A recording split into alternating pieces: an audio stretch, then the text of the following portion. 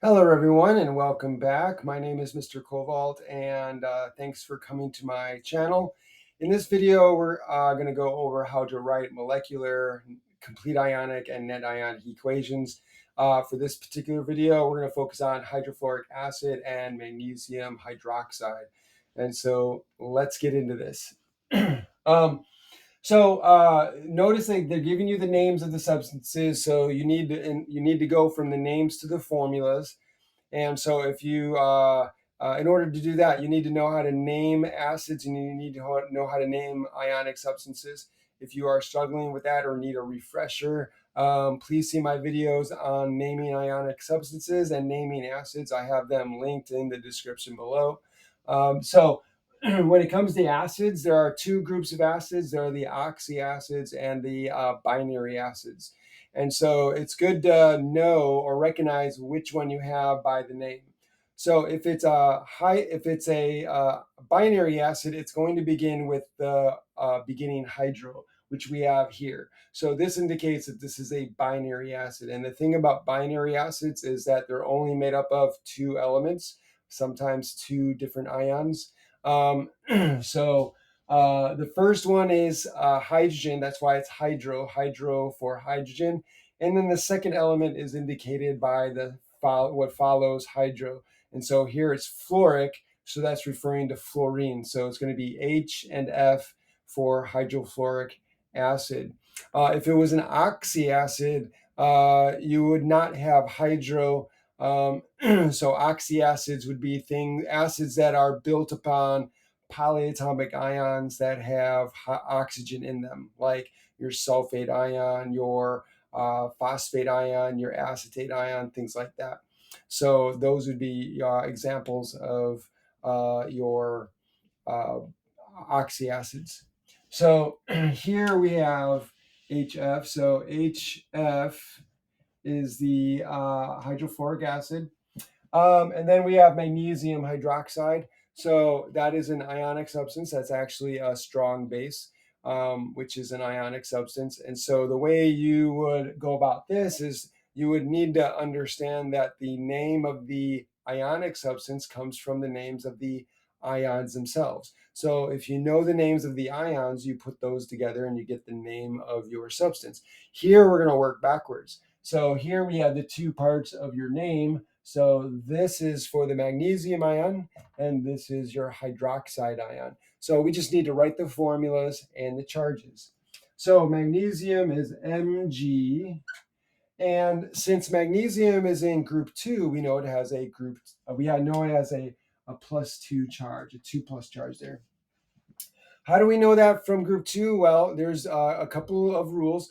One rule is that if you're in groups 1A, 2A, 3A of the main group elements, then the positive charge on your ion is equal to the group number that you're in. So if you're in group 1A, you got a 1 plus charge. If you're in group 2A, you've got a 2 plus charge, and so on.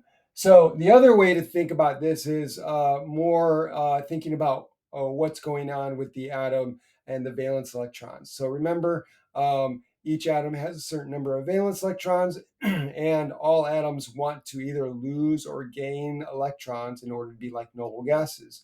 And so the group number will identify the number of valence electrons your element has in the main group elements. So if you're in groups 1A through 8A, the group number is the number of valence electrons you have. So if you're in group 1A, then you've got one valence electron. If you're in group 3A, you've got three valence electrons. If you're in 5A, you've got five valence electrons.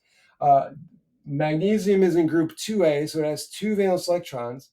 So all it needs to do is lose those two electrons in order to be like a noble gas. So it could either gain six valence electrons to have that full outer shell, like a noble gas, or it can lose the two electrons. Losing two is a lot easier. So magnesium will lose the two negative electrons, and once it loses those two negative electrons, the protons in the nucleus, two of them will no longer have electrons to balance them out. So those two positive charges will come out. So we'll have a +2 charge. Hydroxide is a polyatomic ion. So I'm sure your teacher gave you like a list of polyatomic ions or common polyatomic ions to memorize. If you need help with that, I have a couple of videos that will go over patterns that will help you memorize and easily remember your polyatomic ions. I have those linked in the description as well. But you got to know your polyatomic ions and their charges. So hydroxide is OH minus. And so we got those two. And so now we just need to balance the charge. So here we have a +2 charge. Here we have a -1 charge. So I need 2 hydroxide ions to balance the +2 charge in my magnesium. So I can write MgOH with a 2. The other way to go about it is just use the crisscross method, right? So the crisscross method is we take a 2 there. The numbers of the charges become subscripts on the other ion. So this 2 becomes a subscript for hydroxide. The 1 here will become a subscript there. We don't write the ones. So this is going to be magnesium with 1, and we have OH minus with 2. So let's go ahead and write this. So here I could have done the same thing with hydrogen. I have H plus and F minus, and so it's a 1-to-1, so all I need is 1 each. But you could have done the crisscross method there too.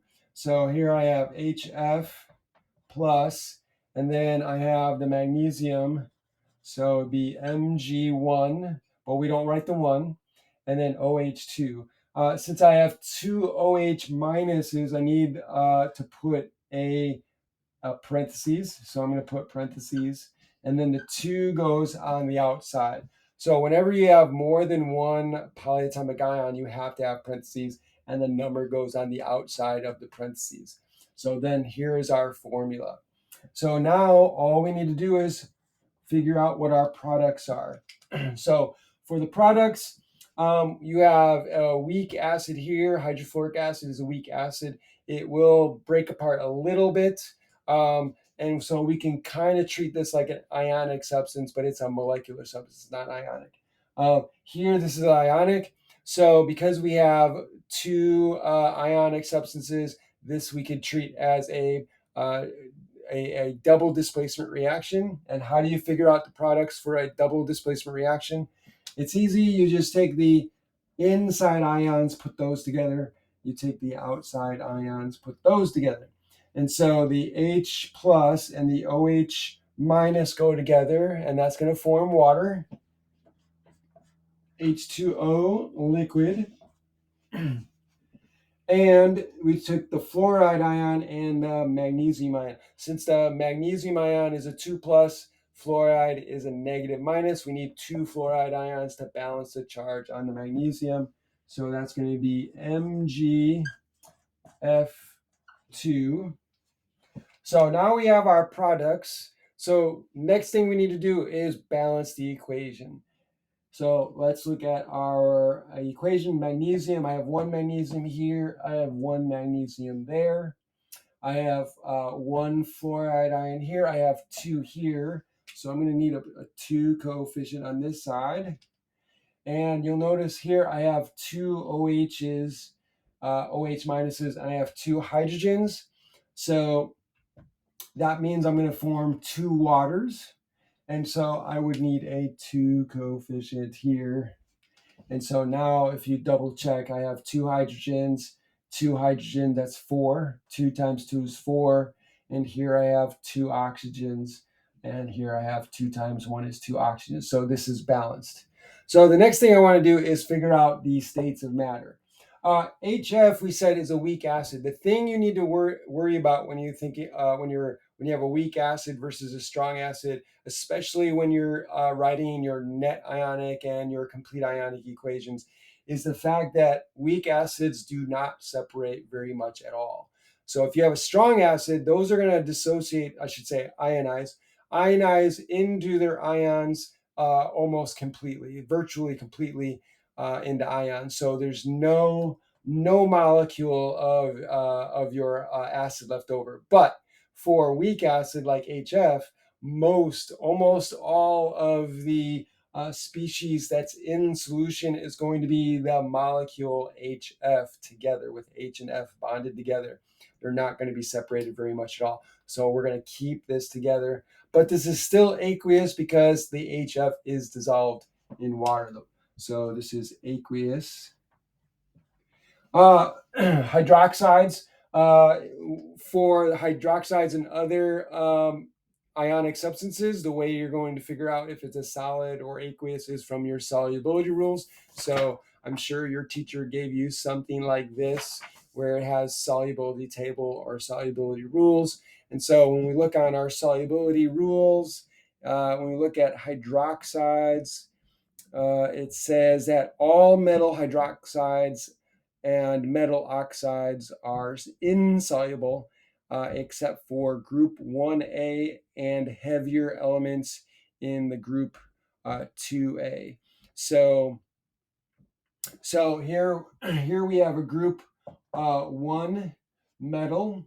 Group 2 metal. It's not one of the heavier ones, it's one of the lighter ones. So this is most likely going to be a solid. So we'll write solid there. And so here we have magnesium hydroxide with your hydrofluoric acid. Water is a liquid. And what about magnesium fluoride? If we look at our solubility rules, it says that chlorides, bromides, iodides, and that probably includes fluorides since that's in the same group as the halides. Those are going to be soluble, except for when you have silver, lead 2 ion, or your mercury 1 ion. So we're going to treat that as soluble.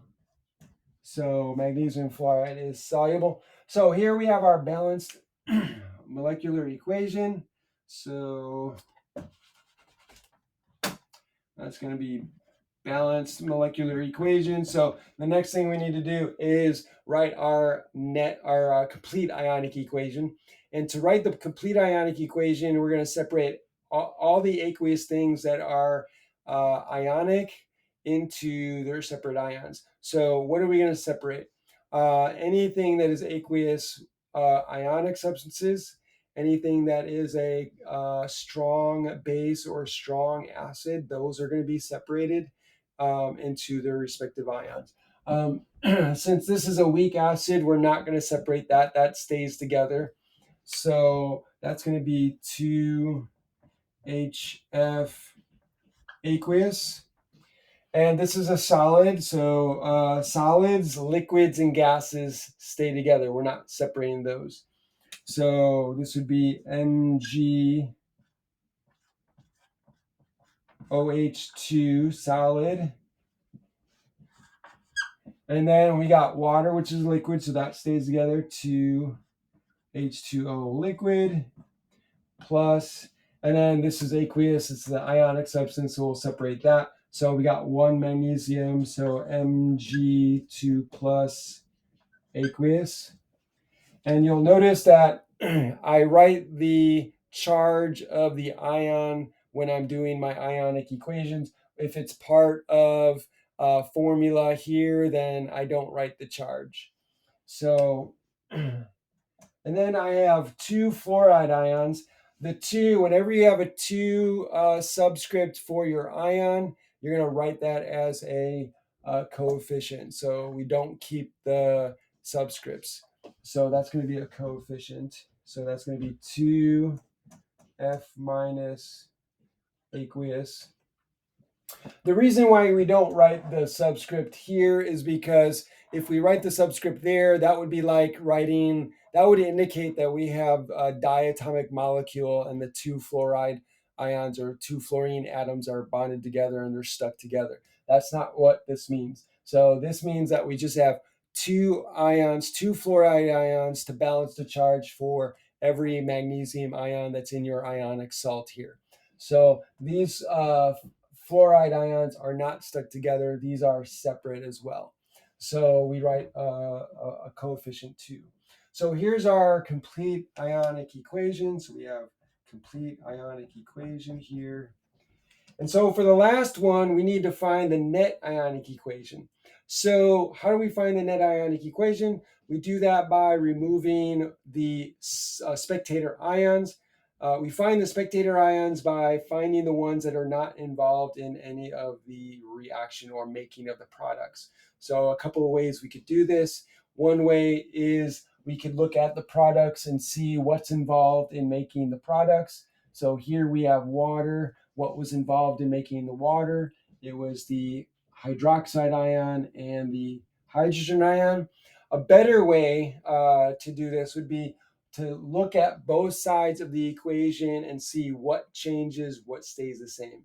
Anything that stays the same on both sides of the equation is removed as a spectator ion.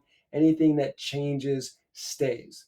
So here we have HF aqueous, that is a molecule, but we don't have HF aqueous over here. So that is going to stay in our net ionic equation. Here we have MgOH2 solid, but we don't have MgOH solid over here, so that stays as well. So it turns out that everything stays, so this is the same as our net ionic equation. So there's no difference. So our net ionic equation is the same as the complete ionic equation. So sometimes it happens. In this case, it happens that way. So I hope that makes sense. I hope you enjoyed the video. If you learned something from this video, if you enjoyed the video, please like the video, hit that like button, subscribe to my channel, hit that notification bell so you can be notified by any videos I put out. And put a comment in the comment section. Let me know what you think. And thanks for joining me. Have a great day.